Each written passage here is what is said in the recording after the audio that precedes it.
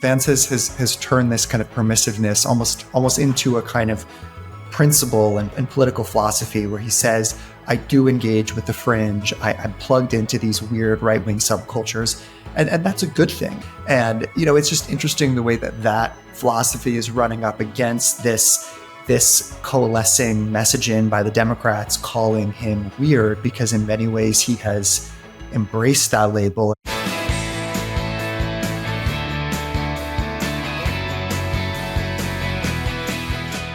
And we're back with Isaac Stanley-Becker, investigative reporter at The Washington Post. How you doing, man?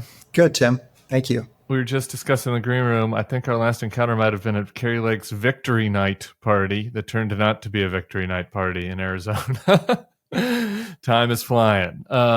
You've been monitoring these guys, and you have my favorite story of the day. So I wanted to get you in here. It's titled J.D. Vance over text, crude, dismissive, and friendly with far-right fringe.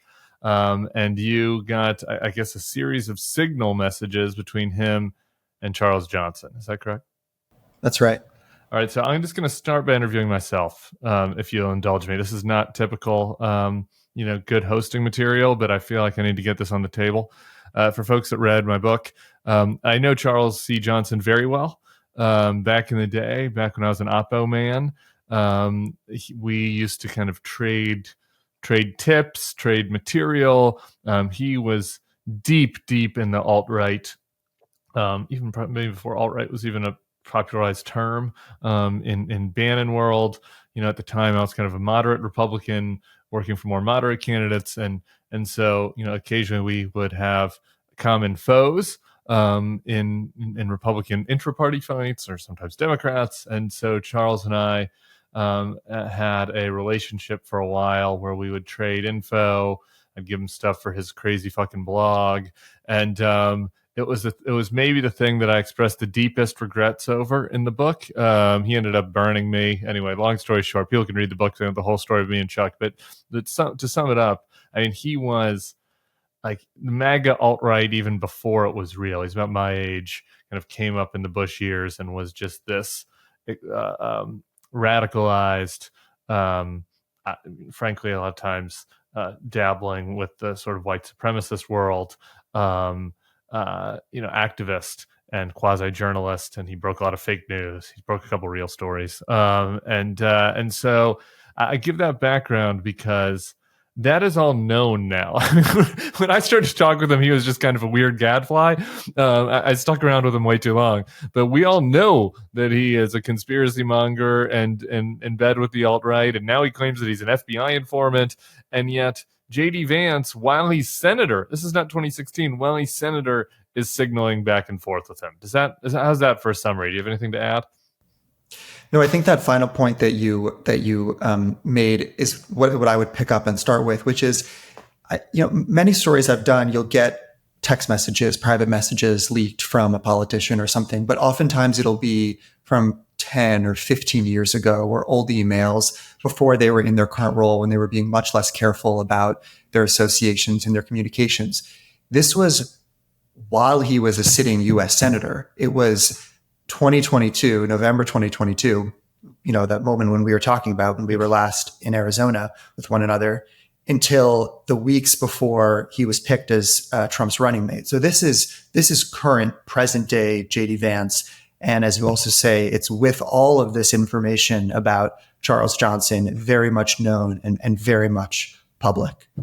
Yeah, and one before we get into the text, one thing that you point out in the article, I should mention you wrote with Beth Reinhardt, who's an old friend of mine. We love Beth and the work she's doing over there, also on the investigative side, is JD admits to this in a lot of ways, right? Like that he deals with figures in the far right fringe. And you reference a couple of times, like where he says, sometimes you got to deal with people who have conspiracy minded ideas because they know they are focused on one or two things that are unpopular truths or whatever. But he's defended Alex Jones. So I talk about how the Johnson, this isn't a one-off, right, with J.D. Vance. Yeah, I'm glad you picked up on this. This was one of the things that thematically I thought was really interesting about this. So Trump obviously has all kinds of associations with fringe figures, has met with them, has endorsed them, has refused to condemn them, et cetera, et cetera. He had this famous dinner at Mar-a-Lago with Nick Fuentes, who is, I mean, maybe the most kind of extreme far-right person who is known to many people, outspoken Holocaust denier, just says, yeah. But Trump hasn't really turned this into a kind of political philosophy in the way that Vance has. Vance has turned this kind of permissiveness almost into a kind of principle and political philosophy, where he says, I do engage with the fringe. I'm plugged into these weird right-wing subcultures. And that's a good thing. And I think that's interesting. And clearly he sees a political upside to this, or at least this to be a coherent, defendable position, because I think it's some version of a kind of big tent, that this is how many Americans think. And so you can't dismiss it out of hand just because someone believes fringy ideas. And, it's just interesting the way that philosophy is running up against this coalescing messaging by the Democrats calling him weird, because in many ways he has embraced that label. In fact, in this quote that we put in the story, he actually used that very word. So we'll have a kind of referendum on weird this November, it seems. Yeah. Where is it? He said, the quote you used, Vance is bragged about being plugged into a lot of weird right-wing subcultures. And then you mentioned the other name that we should put in here, Jack Posobiec, who unfortunately I've had to encounter a bunch as well, not as much as Charles C. Johnson, who I like to call Pizzagate Jack, one of the big proponents of the Pizzagate conspiracy, that there was some child sex ring in the basement of a pizza parlor in DC. It ended up a person brings a gun to the pizza parlor, so it's menacing people looking for the child sex ring. There is no basement in this pizza parlor. And Vance blurbed his book.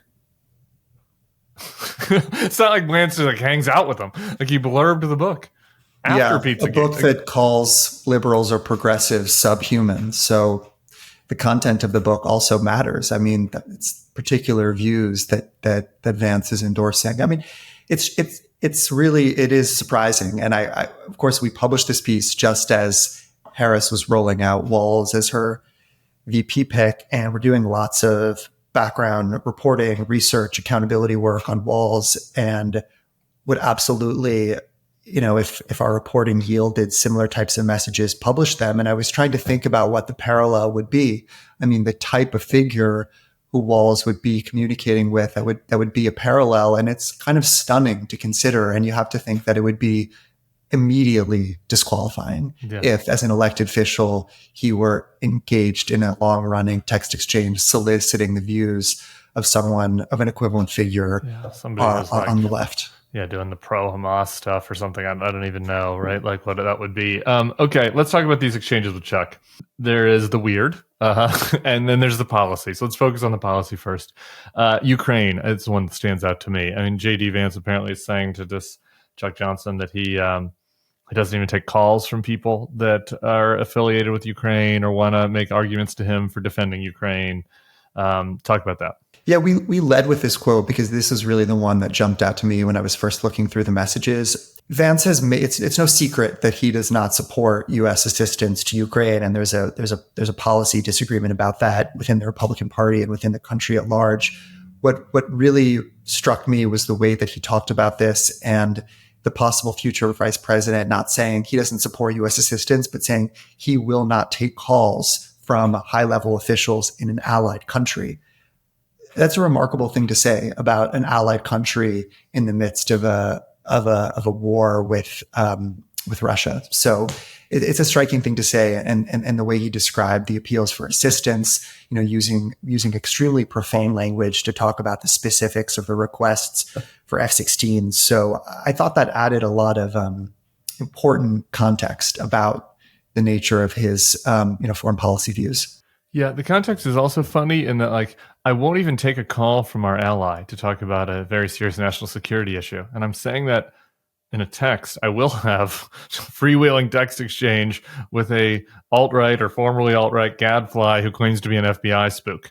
It seems like a strange judgment. There was just one other moment about Ukraine in the messages that jumped out to me that we make brief reference of lower in the story, but I think worth mentioning in part actually because it deals again with Jack Posobiec, though there wasn't room in the story to get at this, but there was an exchange where Vance sends to Charles, again, of his own volition, not responding to something Charles said, but he outright sends it. And it's a tweet from Jack Posobiec, again, this person who advanced the Pizzagate conspiracy theory and is called progressive subhuman. And it's of this pro-Ukraine activist, someone I was not familiar with beforehand, but essentially mocking this person's gender transition or gender presentation. And it's suggesting that, Charles, who, as you mentioned, has described himself as a kind of government foreman or working with U.S. intelligence agencies, suggesting that he should up the doses of Xanax for a kind of cohort of pro-Ukraine activists on the internet. So again, we have a sitting U.S. senator who is on Twitter, I guess. He follows Jack Posobiec. He sees this tweet mocking a pro-Ukraine activist for their gender presentation. He sends it to Charles Johnson and makes a joke about this person's medications and the possibility that they are somehow being propped up by the American deep state. Lunacy. I think that you hit on a key point there too, because the Vance people's defense of this is Chuck Johnson is spamming JD with texts and he's sometimes replying. I will say, as being a recipient of Chuck Johnson's texts, that's true. Chuck Johnson does spam strangers, but your point is the key one here. Like, there are multiple times where he just reaches out to Chuck himself. He's not being responsive. Some of the other ones, I guess I don't remember which one of these were him initiating. Was it the UFOs ones that he initiated? What were the other? I think that's right. Yeah. That's right. Yeah, he wanted his take on this Air Force whistleblower who came forward saying that the U.S. had information about alien spacecraft. There were other moments too. I mean, we didn't hide in the story that parts of this conversation were one-sided, that Charles was often reaching out, sending lots of messages, and there wasn't a response. That's in the story, clear as day. But it is absolutely untrue that there was no engagement from Vance and that he in fact sometimes took the initiative. Yeah. I guess I will say the one other policy thing is it does seem like Vance is defensive of Bibi in the exchange. Mm-hmm. Which is kind of interesting because that is something that divides sort of this alt-right nationalist right world, where there's some anti-Semites and then there are people that are just anti-Israel, and then there are kind of the pro-Israel populist right types. So I think that's kind of interesting. Right, it is interesting, and we haven't gone into the full complexity of Charles's politics, which have veered and morphed and most known for his associations with the alt-right, but also now says he supports certain Democrats. But the kind of defining principle of his politics in the present day is opposition to Israel and a set of claims about Israel's undue foreign influence, which very quickly get into kind of Soros-type conspiracy theories about Israel's role in the world. But so this was the most spirited disagreement between them, where Charles is very much attacking Israel and Vance is defending the Netanyahu government in a pretty forceful way, but also in a way that plays fast and loose with some of the facts about kind of Netanyahu's positions and kind of views in the region. He tries to position Netanyahu as more of like a nationalist himself and less of kind of a neocon or whatever to use a shorthand of wanting to engage in battles. That's right. That's like not really right.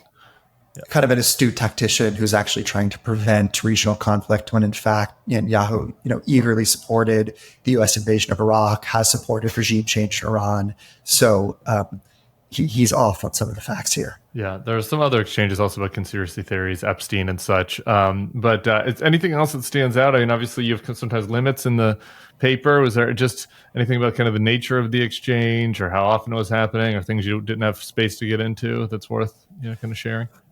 No, I think that sums it up pretty well. I mean, one other moment that we highlighted, which I thought was kind of interesting, was one of the really important figures in J.D. Vance's life has been his Yale Law School professor and mentor, Amy Chua, who is a kind of known person in her own right. She wrote this book about, being a tiger mom.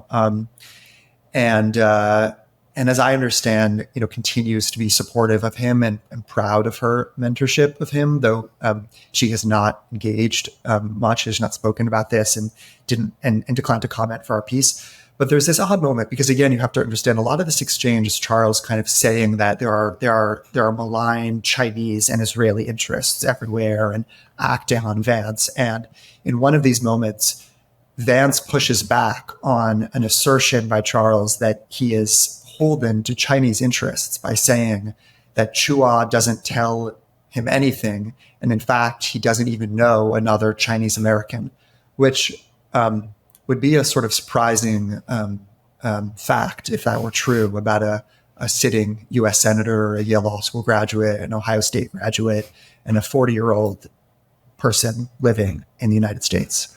Doesn't know any other Chinese Americans. Wild story. And it's just, I think, just so revealing about the types of people that J.D. Vance is, even though maybe he's not taking advice from Charles, the types of people that his ears are going to be open to if he gets in to the vice presidency. Isaac, thanks so much, man. Let's have a longer chat sometime soon. Thanks a lot. I appreciate it. See ya.